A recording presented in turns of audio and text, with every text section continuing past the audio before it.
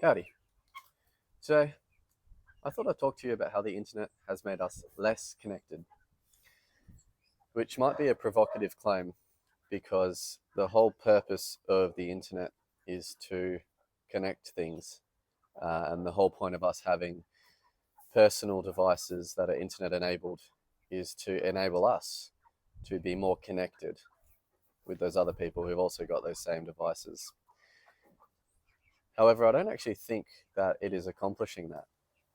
And I think that not enough people are actually applying a deep enough level of analysis so as to see that. The first thing that happens if you tell your family and friends that you are not going to carry around a phone is that they'll never be able to reach you. You will be uncontactable. It's as if you'll disappear from the face of the very planet. You won't be connected to them anymore in that same way that they had grown accustomed to you being available to them 24/7. And I just don't know if that is true. I think that's a very sort of surface level, shallow, and sort of like an instinctive response. But I don't actually think it goes much deeper than that. One example that I'd like to give is when family members go on a holiday. They always want to have like a video call while they're gone, to stay connected. They want to they want to see you, they want to show where they're at, they want to make you feel like you're part of the holiday in a way, which is all very nice. Uh, all relies on that connectedness. So if you don't have that available, if you're choosing to go without a smartphone, or you're using less internet, or perhaps if you don't have a personal phone at all, you've sort of isolated yourself from that, and it feels like you're sort of smacking away their gesture of good faith and that outstretched arm that they had of inviting you into their holiday experience with them. And that word comes up, that whole connectedness. Be connected. You can connect with us while we're on the holiday. But I wonder if that modern expectation of connectedness is actually a substantive one. Is there any substance to it, that is? Or is it, like I've theorized, just incredibly shallow? So that's what we've kind of grown accustomed to is yes, this needs to be not just an expectation, but it's almost as if it's a human right, isn't it? This access to the internet and this ability to be connected. But what's the alternative? Well, the way it was then, back in them days, you would not have any communication with somebody while they were on holiday. Let's even go before postcards, right? You would find out that they survived the trip when they got back to tell you, or say they didn't. Well, message would come around in a various sort of way, carrier pigeon perhaps. I think that model of communication is better. I think that is actually a more connected experience. And the reason that I think that is because we are not machines, we are human people. And so a human centered experience is always going to be more meaningful, substantive, and something that actually resonates with us more than a machine centered experience. And so I think that actually connects with us in a greater way, not just more meaningful, in terms of the degree, but also in terms of the kind, or the other way around. I forget. So why do I propose this? Well, I think that when somebody gets back from a holiday and you've not heard from them at all, first of all, you're happy they're alive, presumably. You're excited to hear about their journey. You've maybe even forgotten about them not that they're gone or that, they exist, but, day to day, you're not thinking about them as much, right? Or maybe you are. Maybe you're, oh, I wish I was there.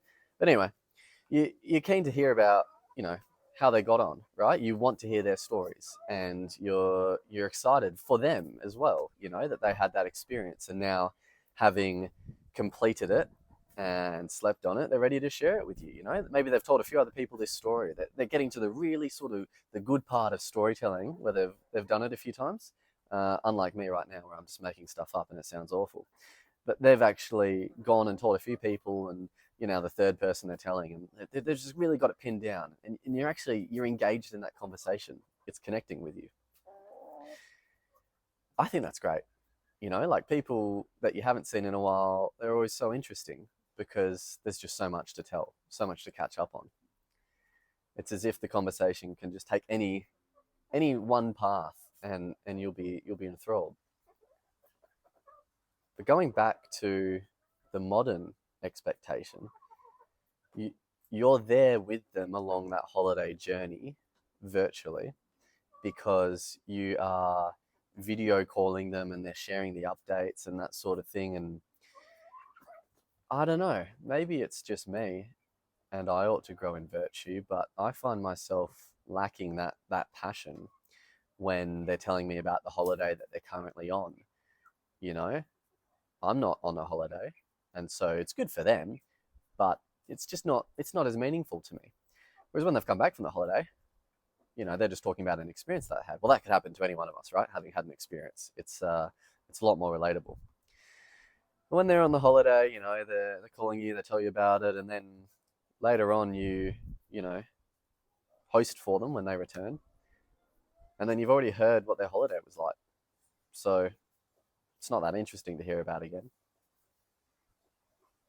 Is that just me?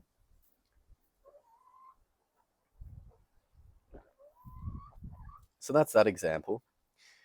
Obviously people will say, oh, but the long distance, we're so much more connected now. Over long distances, unimaginable before, to have this latency in communication. And then they don't qualify why that's actually a good thing. That's just assumed to be that sort of that inherent virtue and human right. But again, is that actually a more meaningful mode of communication? Is that actually increasing the amount of human flourishing in the world, versus the old-fashioned way of less frequent but more meaningful communication? Family, though, people want to be in touch with family, which is obviously important. But certain technological innovations, such as these communication technologies, and also things like the automobile, have pushed families further apart. So you do have to wonder why we have that need to connect over such long distances in such a sort of to such an unprecedented scale.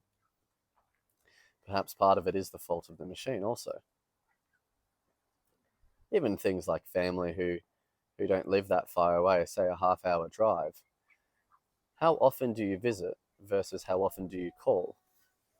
It would change for every person, and every family relationship that they have. It's probably one question to reflect on, though, because I certainly think that if I didn't have access to a phone, I would be visiting those people more frequently. You know, say a monthly visit turns into a fortnightly one, something like that. And I think that would be true in a lot of cases.